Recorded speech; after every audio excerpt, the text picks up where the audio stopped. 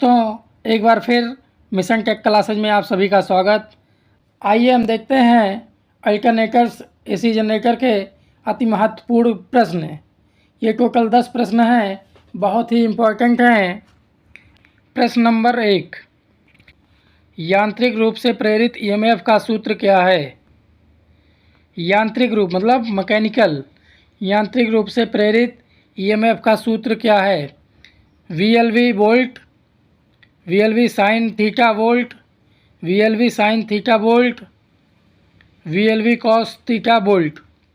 यहाँ पे @ बना है, ये थीटा होगा। तो यहाँ पे जो यांत्रिक रूप से प्रेरित ईएमएफ होगा वो होगा VLV साइन थीटा। E बराबर VLV sine theta, VLV sine theta. अब हम देखते हैं, अब हमें मैक्सिमम ईएमएफ चाहिए, तो मैक्सिमम ईएमएफ के लिए क्या करना पड़ेगा? आइए देखते हैं। मैक्सिमम ईएमएफ के लिए साइन थीटा का भी मान मैक्सिमम होना चाहिए। तो थीटा का मान यहाँ पे अगर 90 डिग्री होगा, थीटा बराबर 90 एज ए लंबवत, तो साइन 90 का जो मान होता है वो 1 होता है। तो साइन थीटा का जो मैक्सिमम मान होगा वो 1 होगा। इसलिए अधिकतम विद्युत वाहक बल पैदा करने के लिए जो एंगल बनना है वो 90 डिग्री बनेगा। इसलिए यहाँ पे ऑप्शन सही होगा VLV sine theta volt, option number 3। Clear? तो यहाँ पे प्रेरित ईएमएफ का सूत्र VLV साइन थीटा होगा। लेकिन अगर मैक्सिमम ईएमएफ चाहिए तो थीटा का मान 90 डिग्री होगा एज ए लंबवत, तो साइन थीटा का मान 1 एज ए मैक्सिमम होगा। इसलिए ऑप्शन नंबर 3 सही है। अगला question, question number 2, important question है। यदि 12 ध्रुव तुल्यकालिक मशीन, यदि 12 ध्रुव तुल्यकालिक मशीन 2 ध्रुव मशीन के साथ तुल्यकालत्व में चालित है और समान आपूर्ति लाइन से जुड़ी है, 12 ध्रुव मशीन किस पर चलेगी? गैस पर चलेगी। 2 ध्रुव मशीन की गति की 12 गुनी गति, 2 ध्रुव मशीन की गति की 1/6 गति, 2 ध्रुव मशीन की गति की 6 गुनी गति, 2 ध्रुव मशीन की गति की 1/12 गति। ये देखते हैं P बराबर 12, P बराबर 12, तो N बराबर फार्मूला जो होता है अपना 120, F कितना है 50/12। तो 12 से 12 कट गया, ये 10, तो यहाँ पे कितना आएगा? तो यहाँ पे कितना आ गया? यदि P बराबर 12 तो N आएगा आपका 500। N कितना आएगा? 500। और अगर P बराबर 2 तो N बराबर 3000। N बराबर 3000।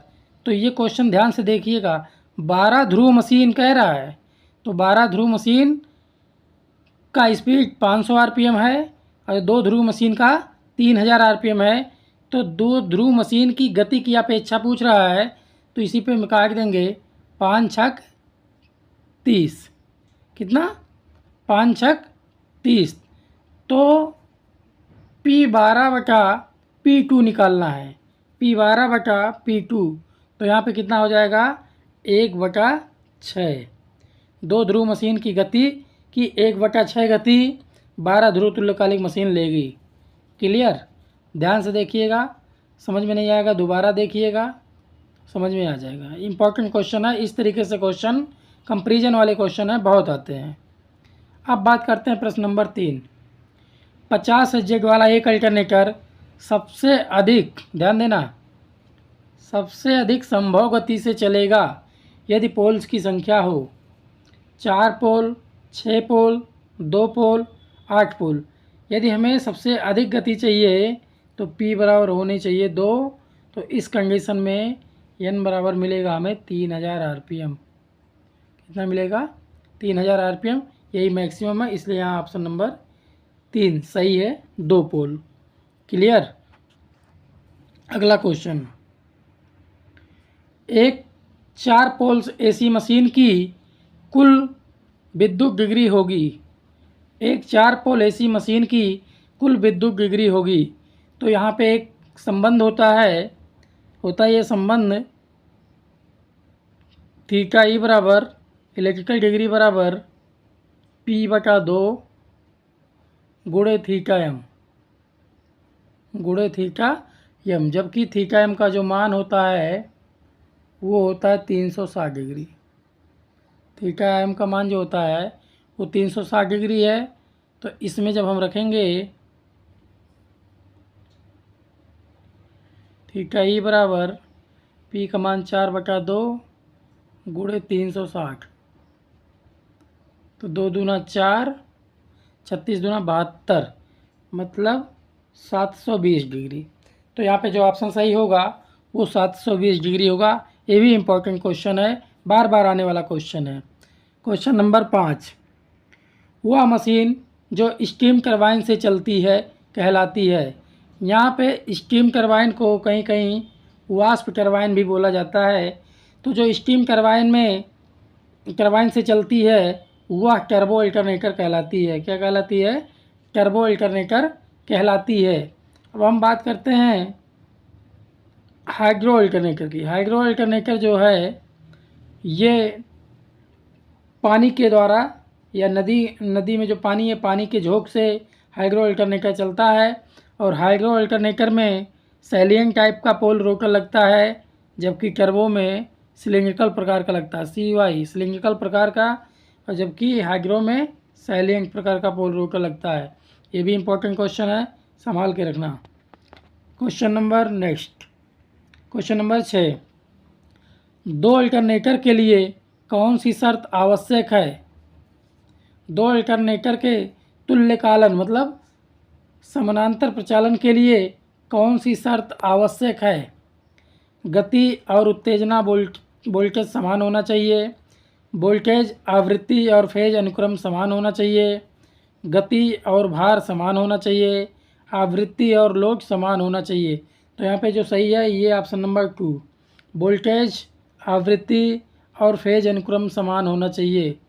मतलब दोनों अल्टरनेटर का फ्रिक्वेंसी समान हो, फेज अनुक्रम RYV समान हो और रेटेड वोल्टेज हो। ये तीनों समान होने चाहिए, तभी हम 2 अल्टरनेटर को समानांतर प्रचालन कर सकते हैं। एक बात यहाँ पे आती है, बहुत इम्पोर्टेंट बात है, क्या 2 अल्टरनेटर के रेटिंग समान होनी चाहिए? ये ज़रूरी नहीं है। आउटपुट वोल्टेज समान हो ये ज़रूरी है, लेकिन 2 अल्टरनेटर या ट्रांसफार्मर की रेटिंग समान होना ज़रूरी नहीं है। क्लियर। अब बात करते हैं क्वेश्चन नंबर 7, 2 अल्टरनेटर के तुल्यकालन के लिए सही समय निर्धारित करने के लिए किस उपकरण का उपयोग किया जाता है? किस उपकरण का उपयोग किया जाता है 2 अल्टरनेटर के तुल्यकालन सही समय निर्धारित के लिए? डायनमोमीटर, सिंक्रोनोस्कोप, आवृत्ति मीटर, फेज अनुक्रम सूचक। तो यहाँ पे होगा सिंक्रोनोस्कोप। क्या होगा?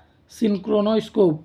यहाँ पे हम रील्स बना देंगे सिंक्रोनोस्कोप का, वो देख लीजिएगा आप लोग।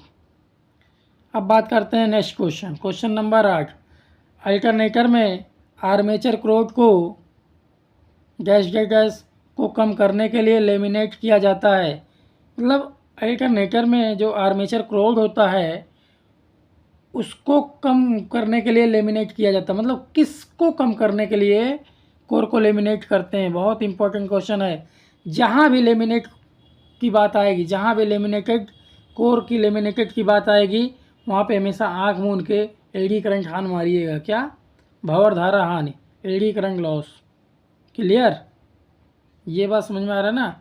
भंवर धारा हानि को कम करने के लिए कोर को लेमिनेट किया जाता है। बहुत ही इम्पोर्टेंट है, ये ध्यान रखना। लेमिनेट शब्द जहाँ आएगा वहाँ भंवर धारा हानि टिक करिएगा। ओके। ताम्र हानि जो है ये लोड पे डिपेंड करता है।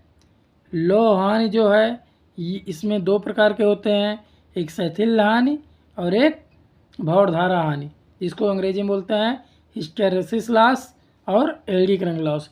इसके बारे में वीडियो बना है, जिसके डिस्क्रिप्शन बॉक्स में दे दिया जाएगा लिंक, और वहाँ से आप पूरा वीडियो देख सकते हैं।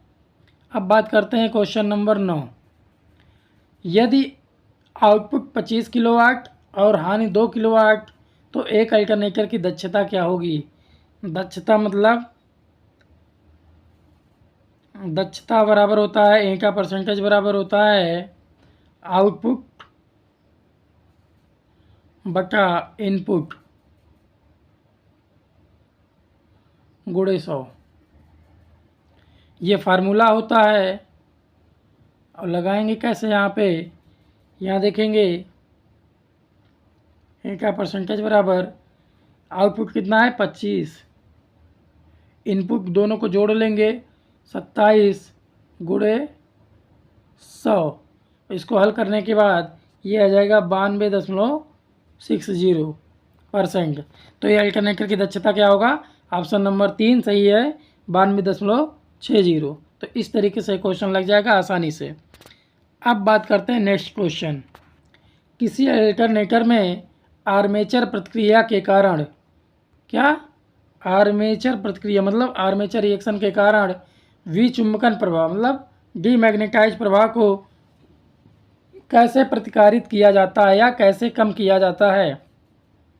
अल्टरनेटर की गति कम करके, क्षेत्र उत्तेजना धारा को कम करके, क्षेत्र उत्तेजना धारा को बढ़ा करके, अल्टरनेटर की गति बढ़ा करके। तो यहाँ पे ऑप्शन नंबर 3 सही है, क्षेत्र उत्तेजना को बढ़ा करके। क्या? क्षेत्र उत्तेजना धारा को बढ़ा करके आर्मेचर प्रतिक्रिया के कारण विचुंबकन प्रभाव को कैसे समाप्त किया जाता है या कैसे कम किया जाता है?